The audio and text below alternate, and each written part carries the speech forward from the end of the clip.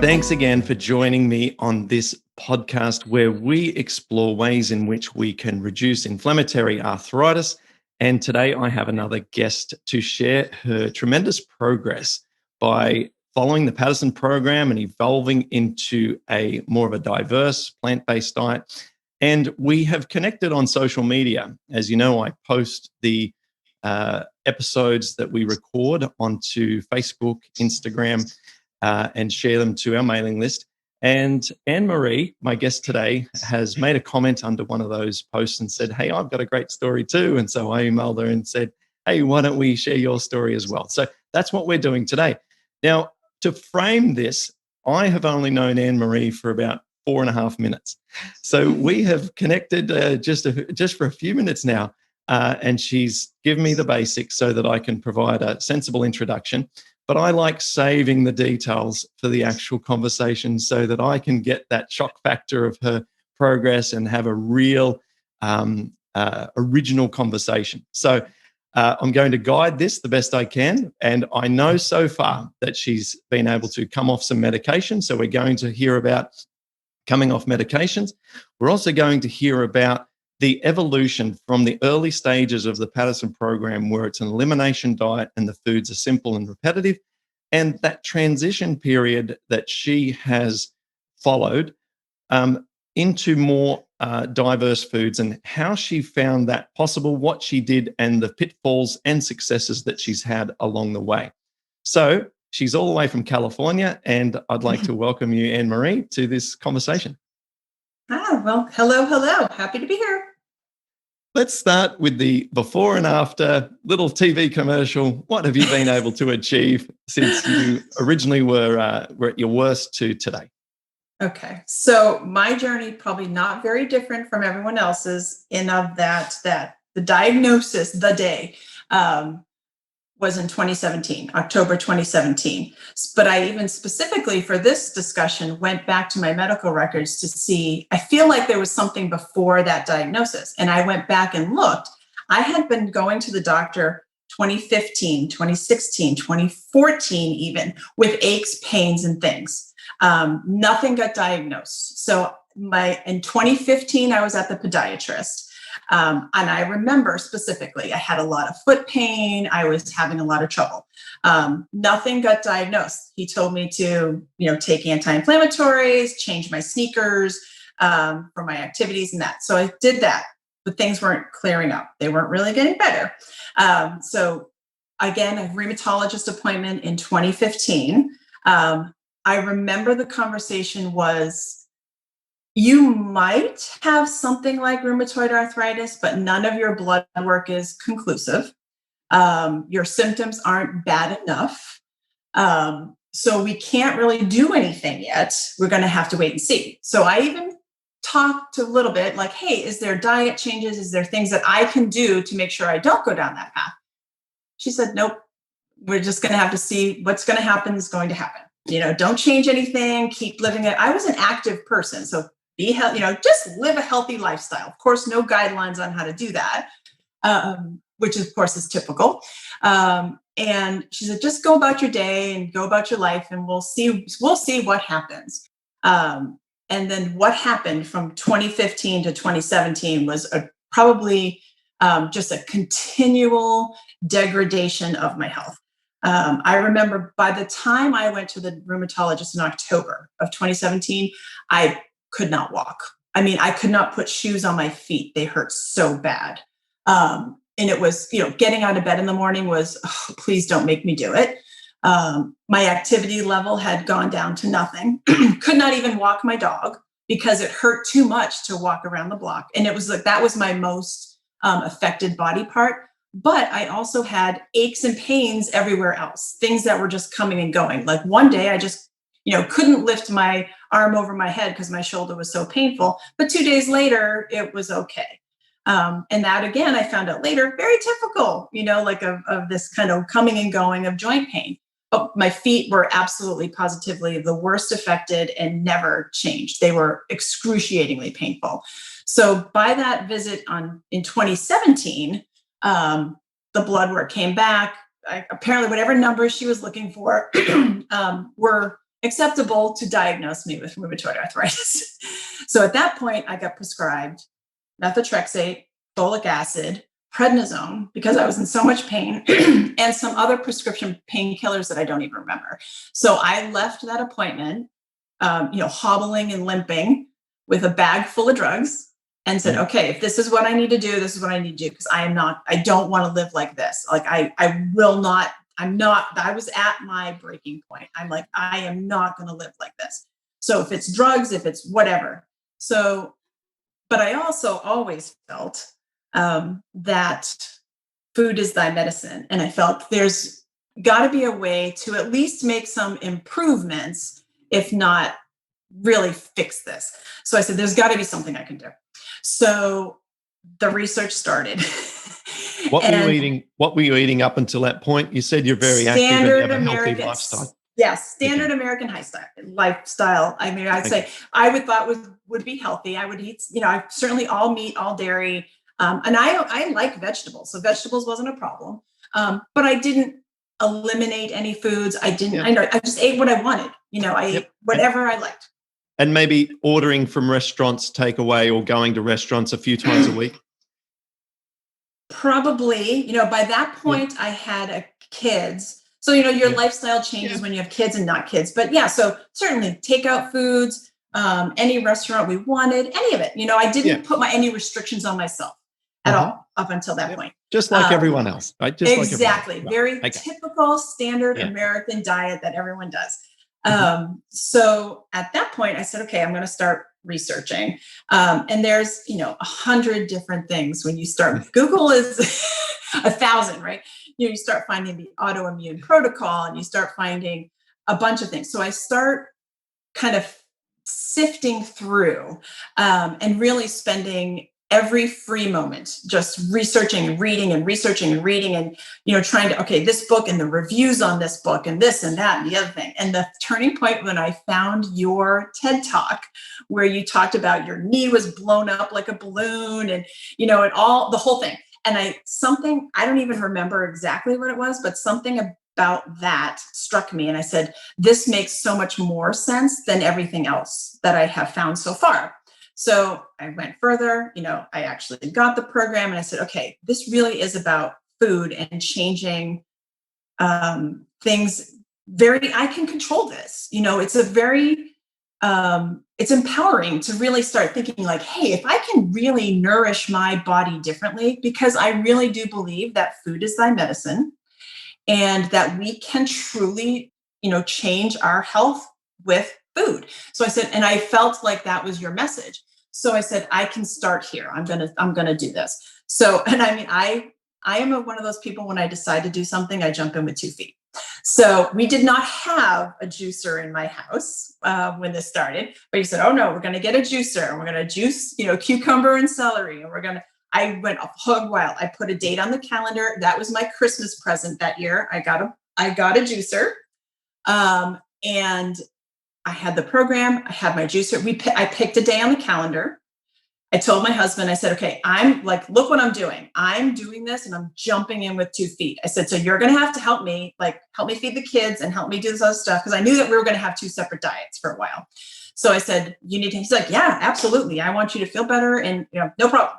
So, so I did, I jumped in with 2 feet, started with the 2-day juice cleanse, the whole thing. And I was shocked at how quickly, the pain started to kind of dissipate. Because what I did notice, because at that point I had been on, prednisone, a couple prescriptions worth of prednisone, and prednisone worked great. When I got off of prednisone, I didn't feel so great. But I also knew that I did not want to be on prednisone for a very long period of time. It's a pretty harsh drug and has lots of side effects. So I knew, I'm like, I got to figure out a way to not need prednisone. I would say methotrexate for me probably gave me 10, 15% improvement. Like I would say I felt, I feel a little bit better. I think it works. But 2 months in, I feel like, well, at this point, I should be feeling better than this. I feel like if I'm going to commit to taking this drug, I should get better benefits than what I had. I didn't feel like it was enough.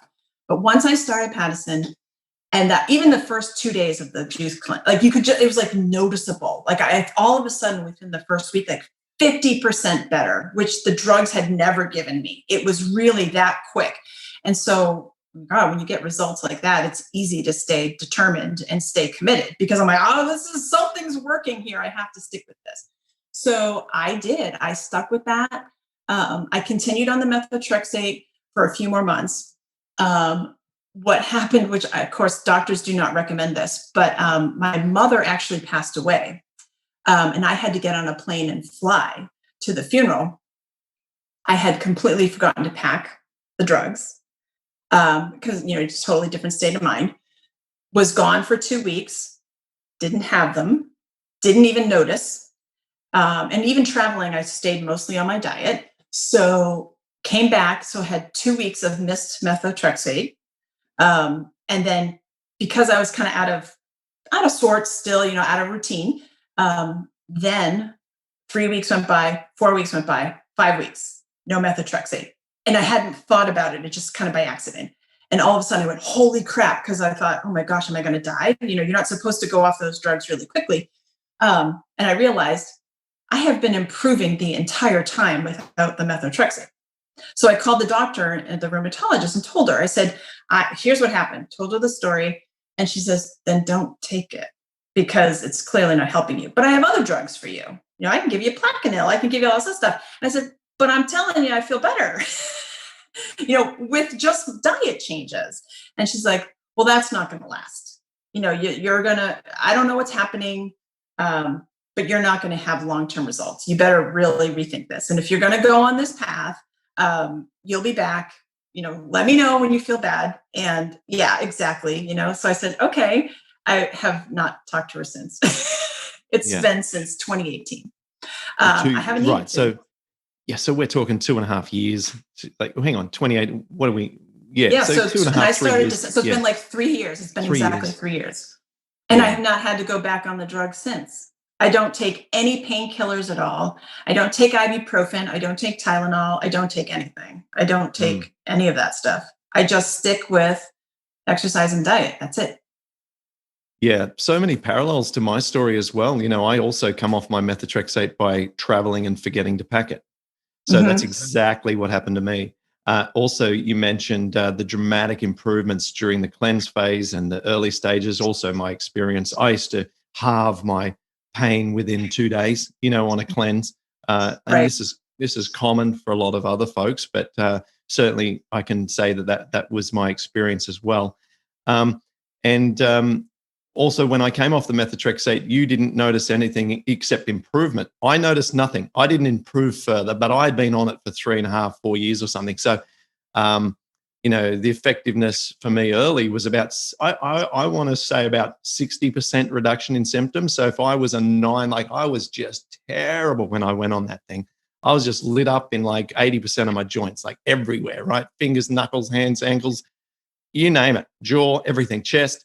And so it might have reduced that from, say, a 9.5, and I might have come down to a 6. But I was still like bad on maximum dose there for a while, right? Until I started the interventions for me, it was initially a raw food diet and then eventually the baseline, right? So, but lots of parallels, right? And so the drug didn't work the way, like when we think we're going to go on methotrexate, we think, well, for me, it was like, oh, okay, I give up. Give me the drug and then I'll do that for as long as needed and then I'll feel fine. But you don't understand that it's not a complete solution for most cases. Do you? I think it's, Well, we're kind of trained to believe that something that comes out of the pharmacy, out of a little bottle, is magic. And it's going to make all the difference, right? It's going to cure everything. It's going to be all, and it's like, even if it gives you some relief or some benefit, there's always more that you can do to complement it. Yeah. And I think that people just don't seem to wrap their head around it. We put too much faith and too much emphasis on the little pill. And which is probably, it probably did start me in the right, and certainly like the prednisone too. That really did give me some relief. Like I responded very well to the prednisone. So that was actually, almost a godsend too, because it just gave me some relief. where you could just kind of rest and just kind of, oh, thank God, the pain is actually gone. But the payoff of that, I knew I didn't want that long term. I didn't want to have to depend on that little pill in particular, because there's so many side effects and it's so detrimental to your health. And so I knew that.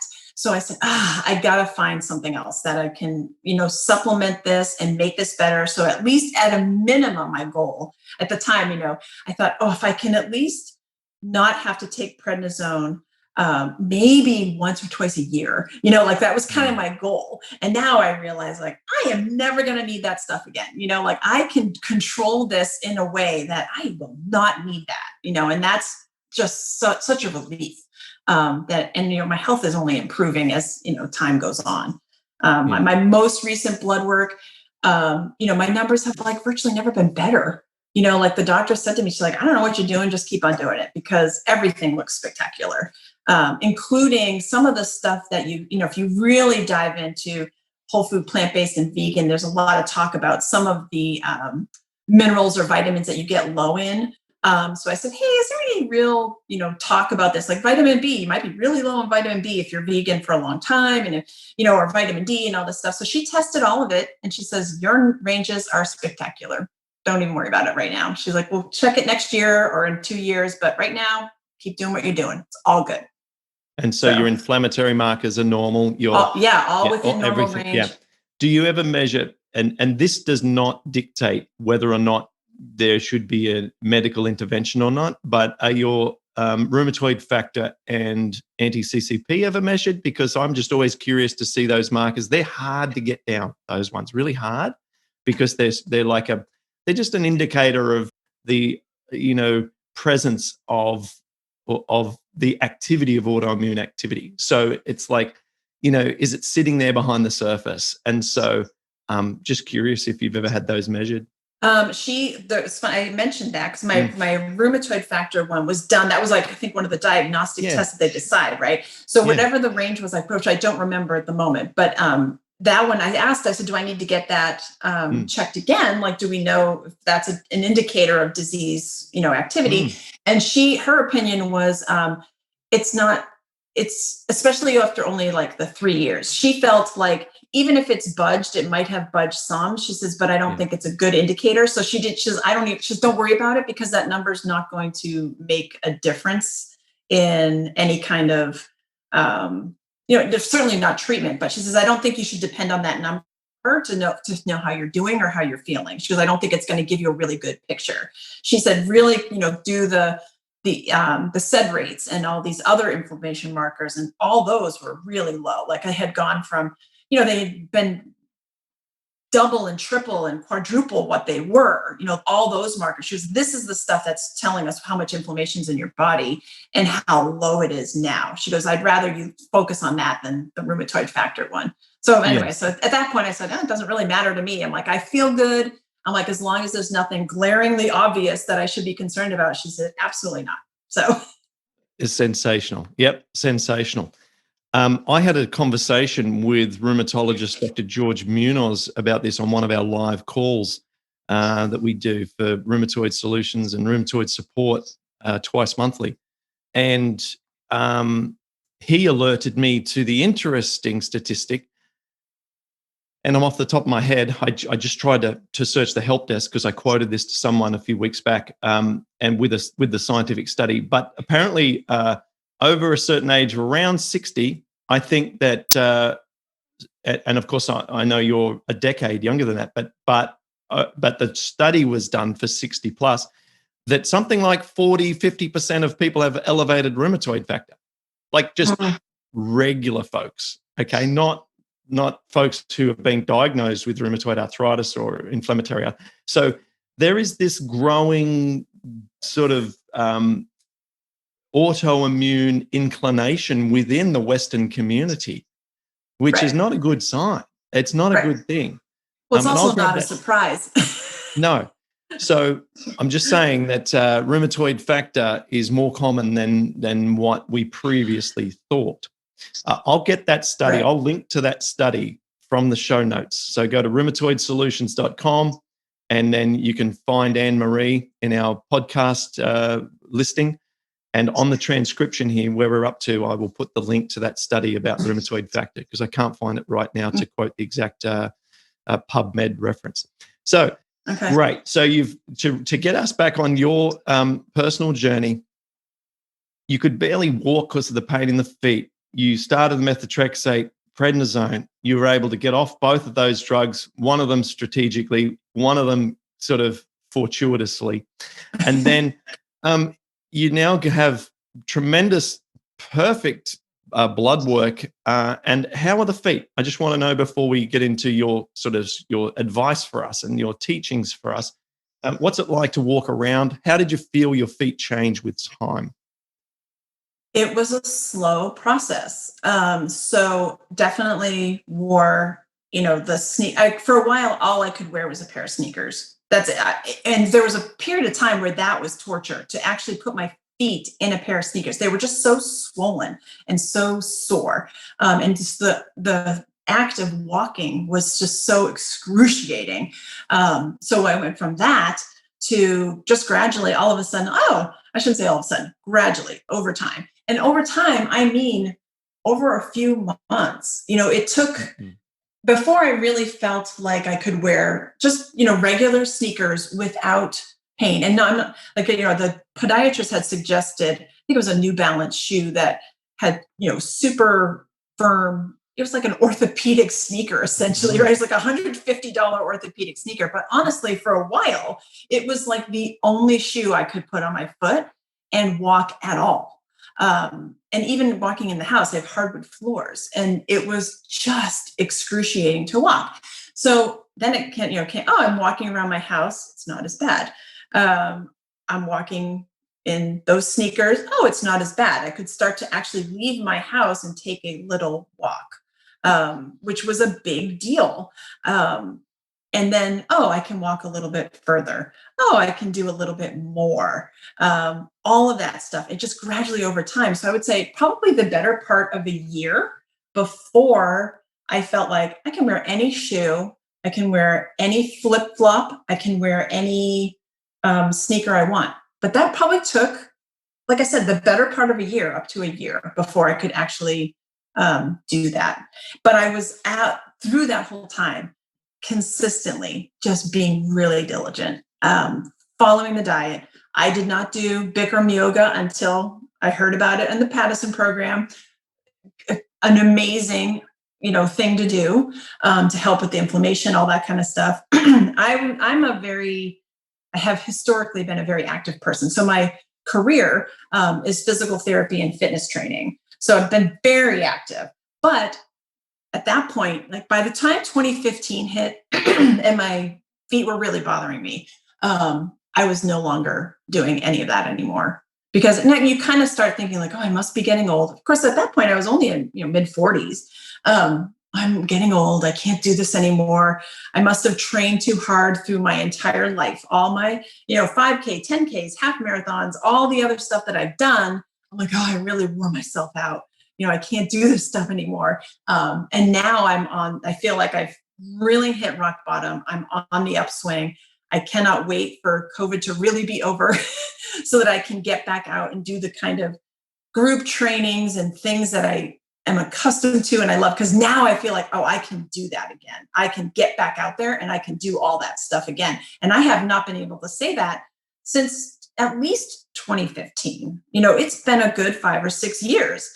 And the changes in my diet and stuff have only come since 2017, at the end of 2017. So I just feel like there's no way I'm in a trajectory upward. That's how I feel, like for sure. And now I just I'm ready just to take off.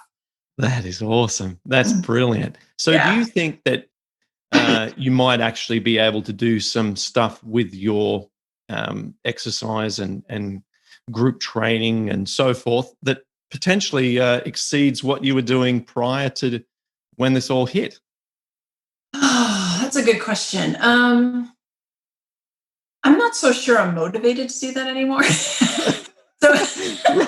Right. I don't know if I really need to do a half marathon, but certainly a small 5K, or just silly. It sounds silly, but when you are accustomed to doing I don't know if you're familiar, like Orange Theory and CrossFit, like these kind of weight training. Like I used to love that stuff. I mean, there was a point in time, even holding on to 1 or 2 pound weights, which of course to me felt like, oh my God, this is humiliating and embarrassing that I can only hold 1 or 2 pounds.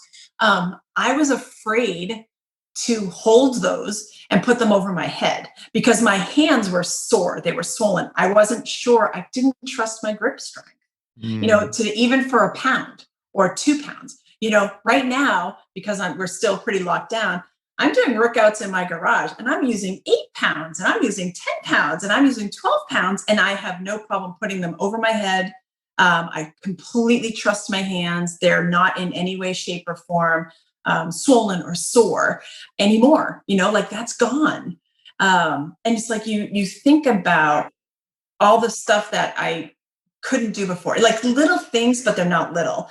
It used to hurt like heck to reach for the car seat belt, right? It would just kill my shoulder.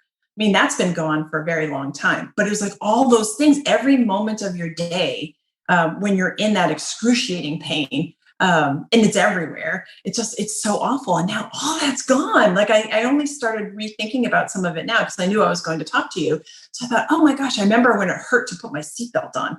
I remember when a 1 pound weight, trying to do an exercise with a 1 pound weight was almost impossible and scary because I didn't know if I was going to drop it. I'm not there anymore. I'm in a completely different place, so it's like, oh, this is really working. So, and no medicines, I'm not taking medication. This is completely a lifestyle change. Wonderful. Look, that's just extraordinary. It's what we all hope for when we have this condition. You've just described the holy grail, the end result, the pot of gold at the end of the rainbow, whatever metaphor we like. We're all hoping that one day we can get to a point that I used to incant to myself, pain-free, drug-free, back to massive energy. I used to say it over and over again.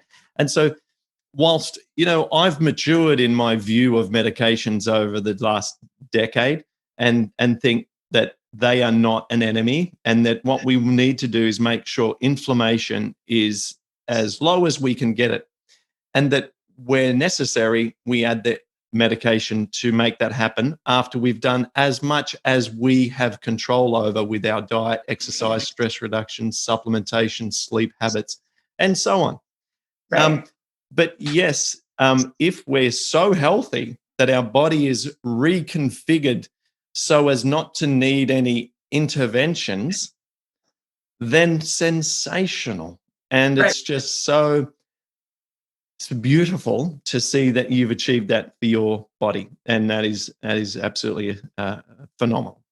Yeah, but it's consistency over time. And I think where people set themselves up for failure, and now I can look back in hindsight, it's people don't realize how much of a commitment it's going to be.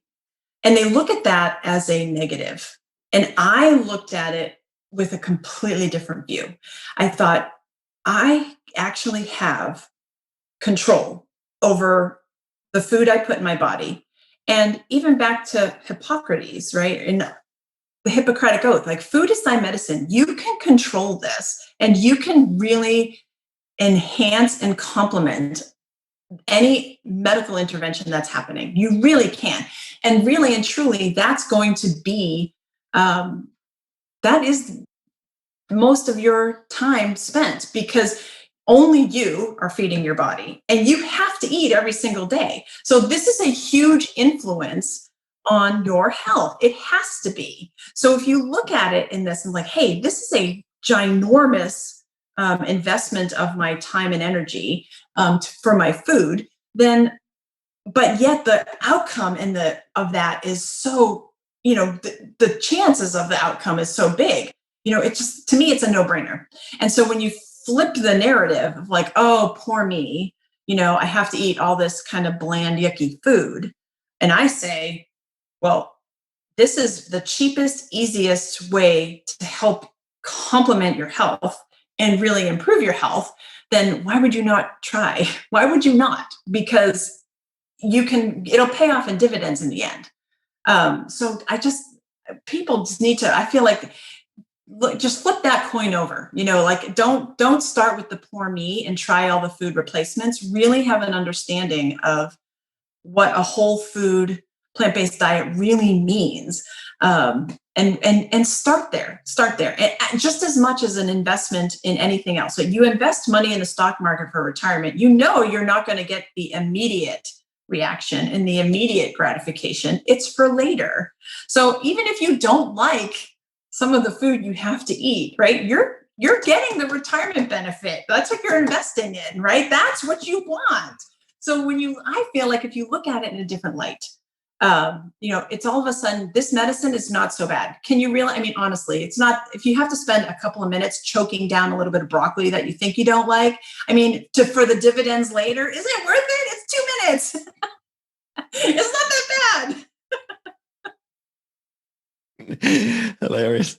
I love it. I love the way you put this sort of the common sense and logic behind it. No, I obviously think the same as you do. I just love how you're putting it into your words. So please continue. This is irrefutable evidence. Okay, now so you've got your mindset, which I guess if we to categorize what you're talking about now, we've got to get our mindset right, which you've given us some framework there. Come on. It's not hard. Eat this because you're investing into your future. So we got to think about the why. Okay, so why are we doing this? It's because if we do, we are likely, not just from stories of those around the world who share on this platform, but from the scientific evidence, and as we'll soon find out ourselves, our own experience, we will feel better. Okay, so we have to go down that path knowing that there's science, there's examples of others, and there is shortly our own experience. So we get the big why, and then give us some more. Give us more. Give us more Anne-Marie wisdom here. Well, what else can we do? Okay, I have a very strong opinion about why people like the hating greens or I only speak as American, right? So I think it's hilarious now at the point I'm in now, compared to the 45 years before I started this journey.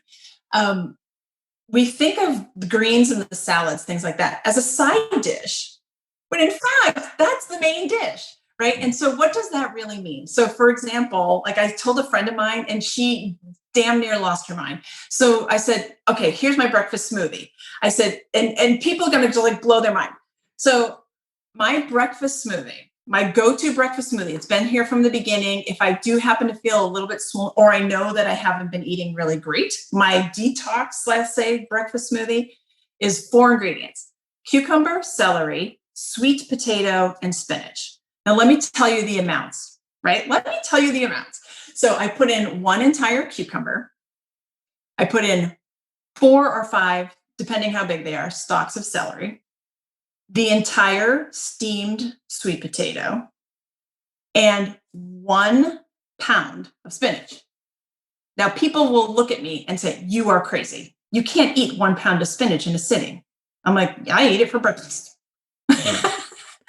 And I said, you absolutely can, and you absolutely need to. I said, the amount of greens that we need to consume when you're in this depleted state, right? When you're really sick, when you're really in pain, when all that's happening, the amount of nutrients you need from those greens is, 10 times more than the average person anyway. And the average person doesn't even eat enough of those on a regular basis anyway. So when you are not feeling well and you are in excruciating pain, you need a ton of greens. So the easiest way to get greens into your body every single day is to blend them up in a smoothie, right? It's just easier to consume. You can get the volume down to a more manageable amount. Put them in the smoothies. And I always tell everyone too that I know that I said, hey, your veggie soup, first of all, you can get recipes for a no oil basic veggie soup, but there's 100 of them on the internet. That's a 30-second Google search. I said, then after you get your basic recipe, then here's what you're going to add, right? You're going to add, 2 or 3 handfuls of spinach. You're going to add some shredded cabbage. You're going to add all these other things to it because they're not in there, right? So it's not hard to do it if you actually put a tiny bit of effort into it, a tiny, tiny bit. It's not expensive. That's the other thing you always hear. Like that breakfast smoothie I just described probably cost me less than $5, right? That's a heck of a lot cheaper than going to Jamba Juice, and it's better, right? I have way more, healthy ingredients in it. The soup, same thing. When you are buying actual whole food, when you actually buy potatoes versus buying shredded frozen potatoes, right? I spend less than half the money. So when you actually start doing it out, I feel like every argument that comes up, I can't, it's too expensive. I'm like, you're full of, no, that's not it at all. Right. Like, absolutely not, because I can give you exactly what it costs. For lunch today, I made a salad for a family of 4. I'm sure the entire salad cost me $10 for a family of 4. And we all left the table satiated, right? And I have 2 teenagers, right? So it's not like I made not a tiny little side salad. I made my giant bowl of salad, right? It's just huge. So it's just funny it's hard in the beginning. It's hard in the beginning to really wrap your brain around it, because most people don't think they could possibly eat a pound of spinach in one sitting. It sounds ridiculous.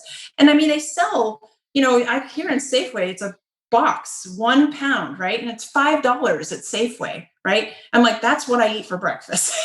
So like, I go to the grocery store, I'll buy 2 or 3 of those, knowing that I'm going to make a few smoothies this week, in addition to all the other greens. That's why my friends will laugh at me. I have to go to the grocery store every other day, because I'm like, I know how much I can fit and how quickly I get through it. So I need to be getting fresh, groceries every other day for a family of 4. And once you really wrap your brain around that and say, okay, this is what I need to do, then it's like, okay, now you're off on your launching pad. Now you're really ready. So it's like, get those in. It's not soups and smoothies, far and away the easiest way to get greens in your body. And you need them. They're the super nourishing, super detoxing, or really anti-inflammatory stuff. But you can't just eat your little side salad. Like, that's not enough. You need to have the volume. So I'm like, if anything, like, please just listen to that. Just eat, a pound of greens a day. Just start there. Yeah, again, this is that's my early stages as well. We used to take photographs of my salads for comical reasons, because I would eat salad. One time I was staying with a friend, mate of mine, Arj, who's a comedian out here in Australia as well, and we were staying at his place at a beautiful place up near Byron Bay, which is now like the celebrity hub here in Australia. It's really beautiful. We were staying up there, and he had one of these aluminium metal salad bowls, which was absolutely enormous for a family. And I was at his house making my salads in that. And yes, it was just absurd, the size, and it was full of different sprouts that we bought from the local market. So it was extremely it was interesting to look at. It was unusual. It was all these different, it was bumpy and lumpy and full of sprouts, some that were just shooting and others that were an inch long. And it was just getting so many laughs from the other people who were staying. But look, who cares what people think? Because it was all about get the greens in.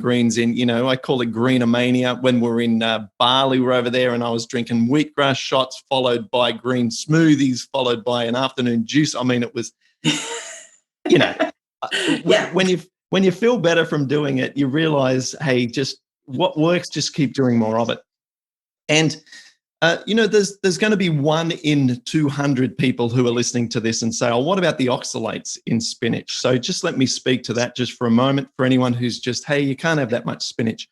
So I would direct people to some videos on nutritionfacts.org by Dr. Michael Greger, who goes into the dangers, if any, of having oxalates in your diet, which of course come from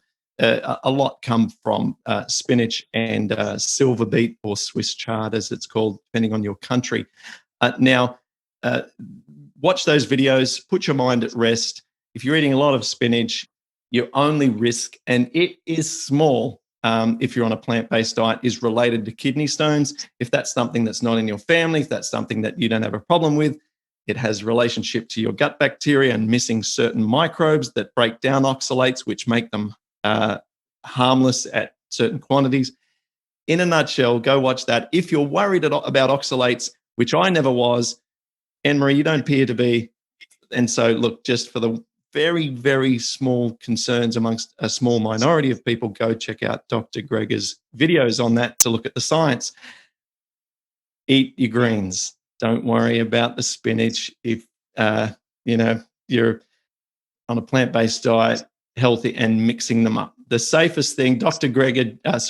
Michael Clapper just says, just don't exclusively eat the greens, mix them up so that we're mixing up our spinach and our other greens, which I recommend in our book anyway. So with that little footnote, let's move on to more awesome stuff. I want you to be the one talking, not me, because I love listening to you.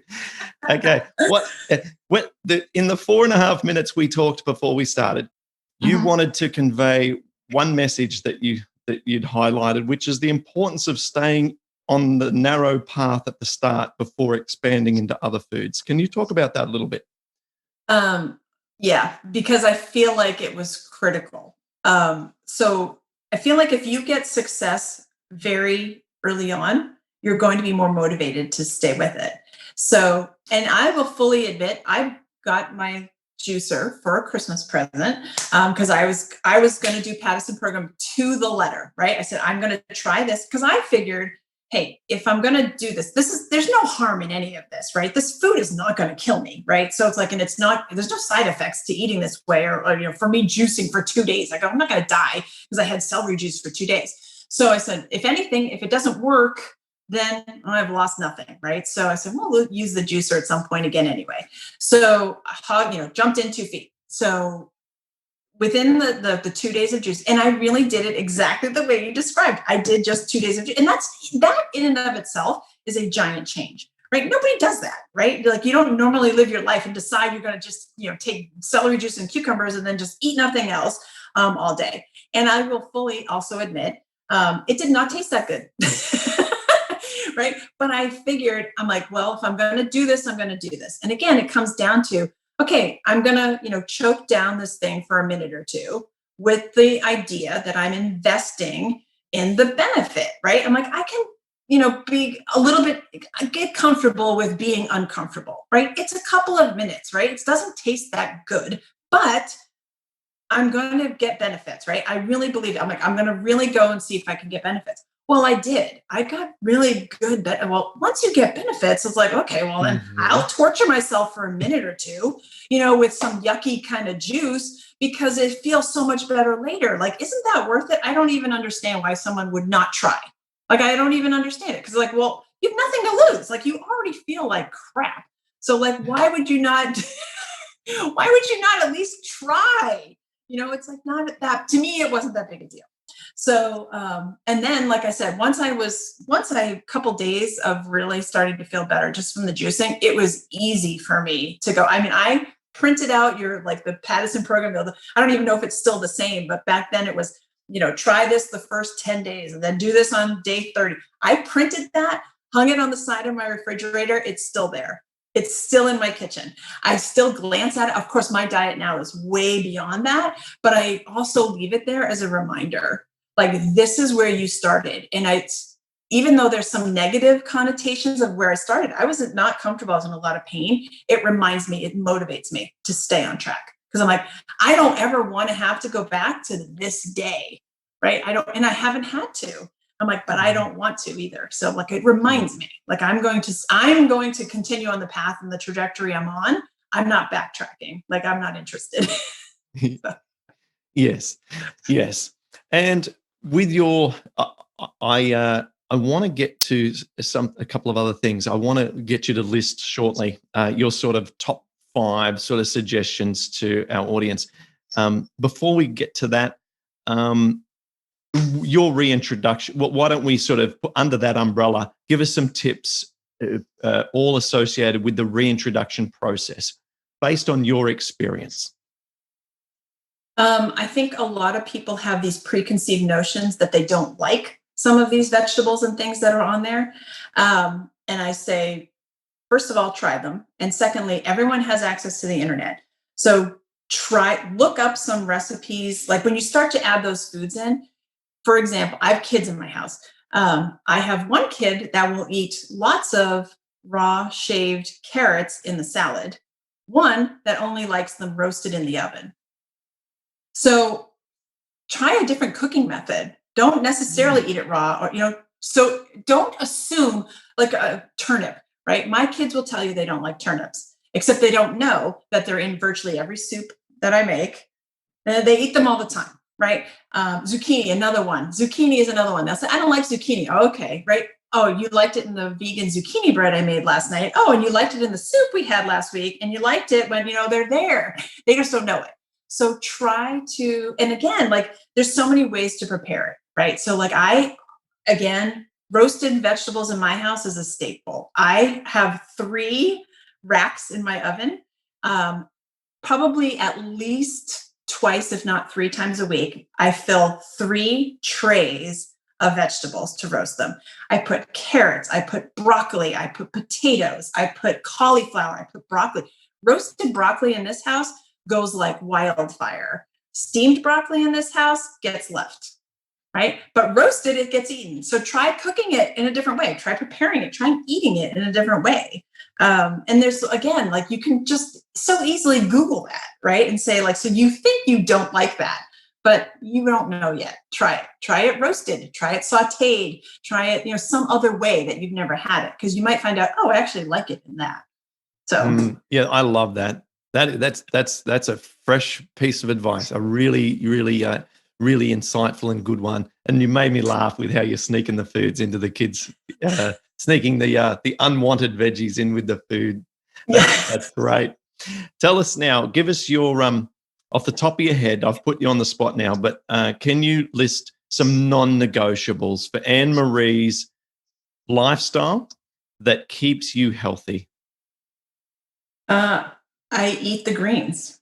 I eat them every day without fail.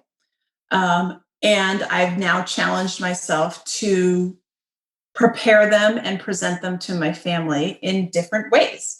Because I am the main cook, the main preparer of the foods. That's my household duty. And I can tell you that over time, some of the whole food plant-based foods have now been substituted for the regular foods and they like them better. It would be so much easier if I could, in a pinch, do Kraft macaroni and cheese, even though it's garbage, right? And feed that to my kids. They don't even like it anymore. Now I found, a tried and true recipe over time, a true whole food plant-based mac and cheese that they like better. The good and the bad in that, it's great. It's much healthier. I'm happy to serve it to them, but it's a more complicated recipe, right? It's not quick. So my wife right now would be just like, I hear you, Anne Marie. I hear you. She'd be over my shoulder trying to get in the camera and say, I spend half an hour, mate, because she makes that sort of stuff too. Yeah, and it does. But I think it's great. And it's like, so that's so you make sure if everyone likes it. Now I know I make a double or triple of it, right? So I have leftovers and I have it. So because it's not a quick meal. But I always tell people too, if you're going to try this, don't start at the more complicated recipes. Don't do that. Don't kill yourself because you're setting yourself up to fail. You need to go much simpler. Just start with just the vegetables that you already like. Stick them on cookie trays and put them in the oven and roast them, right? Start there because you already know you like them. Then add in a couple that you didn't know you liked, you see the turnips at the grocery store, buy a couple, put them into wedges, stick them next to the potatoes and see how you like them. Cut up in a soup, just try them and just do something different with them. But do that simply. Do the simplest things first before you try to replace all those lovely, standard American diet kind of foods that you love, because you're going to be disappointed. You're setting yourself up for disappointment. They're different. And especially if you have kids, they are unforgiving, so it's like, you have to kind of walk them through the fire slowly. So I always make sure that from the beginning, and now it's much easier. I always have some of the vegetables that they like, the way they like them cooked. So I will throw, some roasted vegetables on the table. And like I would say dinner at our house is much more always of a more of like a salad bar, so like, okay, there's some steamed broccoli, but then there's the leftover roasted broccoli from last night. So everybody gets to pick and choose like what they like. And then there's always the rule, like, well, you have to try that. You don't have to like it, but you have to try it. And after a while, they find out, oh, actually, I kind of do like that. So like it just kind of builds over time. But I think that's the way to really try to incorporate your family into it. Because I know that's a big hurdle for a lot of people too. Like if I'm going to eat different and I'm going to eat, what everyone else is going to consider weird, you have to make some compromises, I would say, and just add a couple things at a time and over time, because again, it's consistency over time. This is not an overnight thing. It takes time, but once you start feeling those results, it's so much easier to commit to it. Like, I'm not going back, and like I'll do this. And now I'm more and more, and COVID helped a lot because I still am the main cook in the family. Everybody's here for lunch and for dinner. So if I decide this is all I'm cooking today, take it or leave it, I've converted a few more recipes into now that now they're saying, okay, well, I like that too. And sometimes it's like they like it better. My kids would never ask me for Kraft mac and cheese again. They'll never ask me for that. Because now it's like, oh, that stuff is garbage. It tastes like crap. Can you make the real good mac and cheese? I'm like, yes, but not today. I don't have time. I'll make it tomorrow, Gosh, I feel like I'm just talking to Melissa right now. This is the conversations that she has every day. She makes her own pasta sauce, so she makes the delicious pasta sauce, and she'll go into all the details of what's in it and stuff like that. And and she said it took me half an hour just to prep it, and then I blend it and add all of the extra bits and pieces, and which it's delicious, and everyone loves it. But gosh, isn't it easier just to crack open a jar right from the supermarket? But now she's doing her own pasta sauce, and she doesn't mind. She said, that's what my grandma used to do. And so that's the positive spin she puts on it is, look, it's so much healthier for the family. We all love it. No preservatives. Of course, it's oil-free. So everyone can just, but the point is well taken because I hear it from Melissa all the time, is that it's a lot of work to be the healthiest version of the foods, to create the healthiest. But it gets easier. When you start, because then you start figuring out your own shortcuts, and you start figuring out, what makes more sense, and how to incorporate it all into your day. Like it just starts, because it's a new habit, right? It's like after a while, it becomes a new habit. And then I can't imagine going back now and not doing some of the things that I do now. Like I just can't even imagine what life was like before that.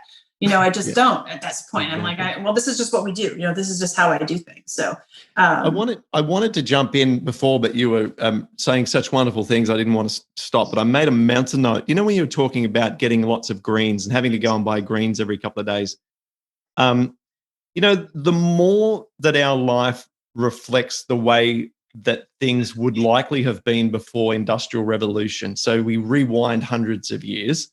If we think about it, I like to think we probably would have been outside all the time getting lots of vitamin D.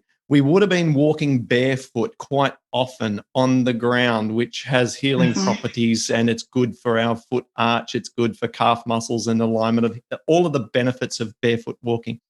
We would have been out getting leafy greens, planting vegetables, whatever it might be, on a daily basis, right? So we would have been getting our foods every day. I agree. So it's not a negative that you have to get fresh produce on an alternate day frequency, because that resembles more closely what we would have done before we made life convenient. Yeah, I agree. Yeah, so that's not a negative. I go and buy mung bean sprouts every day because they go off so quick, and I eat a bag a day. So I'm replenishing mung bean sprouts, which are really perishable, every day. And it's like, for me, it's like it's a nice habit. I finish the gym, pop in, grab them, walk home, and it takes me less than 5 minutes. But if you can't store the healthiest food for long periods. Right. But people don't realize that that's a new habit that you have set like over time. Yeah. And I think in the beginning, people think like, I'm too busy. I don't have time. I can't do this. And again, the mindset has to switch. Like, okay, if you go right from work and you go home, right, and you don't go to the grocery store, you don't get the fresh stuff. Like, well, I didn't have any fresh stuff, and you just order takeout. You know, 9 times out of 10, what are you actually spending your time on? Facebook or watching TV or something else, right? So it's like, okay, give up that time, right, and do this instead as an investment in your health and your well-being, and you'll have more time for Facebook, right? You will. You'll And can still I be add able to to do that? it. And can I add to that instead of your post, which will be something meaningless like sharing some meme of some idiot doing something stupid, your update could be some inspiring, delicious meal that you've just created, and you feel good about yourself as opposed to the counterproductive feelings that social media normally give you, which is everyone else has a better life than me. Well, Right. stop that. Look at what you've just done. Here's your quick in, post, and out again. And you still feel good. You've achieved something. You've still gone on to social, but you're now the voice and not some follower listening to someone else. So, look, I love that as well. We've been Yeah. chatting a lot, and we could chat a lot more. I really enjoy your wisdom and your whole attitude. But let's try and wrap this up with just a couple more non-negotiables for you that you can share with us. Um, Exercise too is a critical part of it, and I had to flow differently at different points. Like at one point, I really did. I was a very active person, so to go from very, very active to not being able to do anything was really like a kick in the stomach for me. And to understand that, to me, like yoga used to be for sissies, and now I realize how yoga is actually a real workout, and it's incredibly beneficial for people with this kind of joint pain and stuff. It really is a great exercise. And I would say before, I wouldn't have necessarily classified it as an exercise, but it absolutely is. And at some points, I feel in this time too, I allowed myself to um, not have exercise. Like, I think there are some points in time where like you need the rest more than you need the exercise. And it could be a mind reset. It could be truly, needing more sleep, needing more nutritious food, and not concentrating on like, I have to get this workout in. Like, I feel like add the workout as like, oh, I feel like good enough to do it, rather than making it, oh, I have to. It's like not that kind of thing. So it's like changing the feeling around exercise too. But yeah, so without a doubt, it's like just spend the time then and the energy to really do the food, get the sleep. It's like nothing that's different than what you've been saying all along, or real light, anything that's a lightning stroke of difference. It's just kind of, no, it's all eat the real good food, get the Mm-hmm. good sleep, do all the work that it takes, like the stress reduction, all that stuff. It all adds up. And you should be just doing that on a normal basis anyway, because that's just how we have to get through life. But every little thing will complement, what we're trying to accomplish here, which is just to live a life that's, as pain-free as possible. I mean, I think that's what everyone's goal is in here. And it's like, and you can get there, it's a journey, but you have to be consistent. And again, it's like consistency. Like, you have to, and if you have a bad day, be gracious to yourself. Give yourself a little bit of grace. Like, everyone's going to screw up. I don't have perfect days all the time. I will admit, I am an NFL junkie. During football season, I eat a lot of potato chips, but I also have more smoothies during that time to try to counteract it. But I can do that now. In the beginning, I couldn't. That first NFL season, when I first started, it was not going to work. Now, 3 years in, I can have potato chips now, but knowing that tomorrow I need to have a good smoothie to kind of counteract it. So that is a really, really dialed in, finely tuned awareness. And you can play that game, as you said, once you've mastered the art of the pain mind relationship, the awareness is there. It's really, really, it's at an advanced level. Just to close out, I don't think any of us would ever say that this was a wonderful thing to have happened, right? I don't think that I could ever go so far at any time to say, I'm glad that I got rheumatoid arthritis. However, I'm wondering with you, given that it's happened, how would you say your life has improved what are the improved parts of life that has been a consequence of that horrible diagnosis now, like today? Well, I was forced to do the research, do the time, make the commitment to make not only my life healthier, but I truly have made my family's life healthier. And so there is a benefit to that. I have a daughter that's actually looking into colleges now. She's like late in high school, she's a junior. And one of her critical characteristics that she's looking for in a school is, how good is the food here? Can I get vegan and vegetarian? That's now a priority to her, which is not typical for a 17-year-old kid. So, but because she has lived in this house now she knows. She goes, well, I don't want to be in a place that, I mean, I can get nothing but McDonald's. She's like, I need to make sure that I'm in a place that has, a good amount of the food that I want to eat. So it's a priority to her. And I'm glad that I've been able to, that never would have happened if this didn't happen, because it wouldn't have been a focus in our house and in our life. Now it is. So now it's, good eating is a priority. My second daughter, she's an athlete. She plays soccer. She also notices, she plans her diet better, knowing what to eat, what not to eat, when to eat before her workouts, before her games, and again, I don't think we would have been at that place if this didn't happen, because there's just so much more knowledge that has come into the house now by default, and it just dominoes from me. I have to be the kingpin. I have to be the one that's doing the cooking in the kitchen. That's just how my house works. But it dominoes to them now. And they watched me. They were old enough. They saw the pain I was in. They saw how uncomfortable I was. And now they see me working out in the garage. They see me lifting weights. They see me doing all this stuff now. So they know, how greatly this affected my life. So again, even just a little bit of that domino effect, they're like, oh, food kind of makes a big difference. Like what you eat is truly what's going to be the, your health level. So my husband's health has also improved. He's lost weight. He's doing well too. So it's like we've all noticed a difference, and that's also rewarding. It just keeps us all, in the same direction. So, yeah, absolutely lovely.